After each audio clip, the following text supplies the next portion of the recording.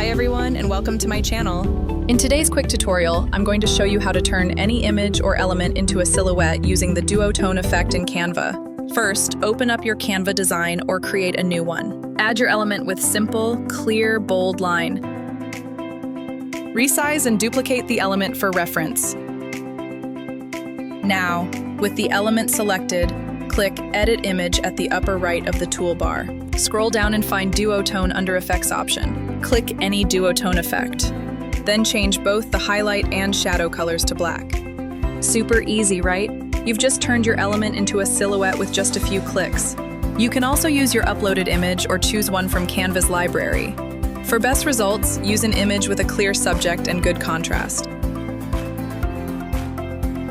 Make sure the subject is isolated. Use Remove Background if needed. Apply the process from previous tutorial. Click Edit Image. Select Duotone and choose any effect. Then change the highlights and shadows to black or to your desired color.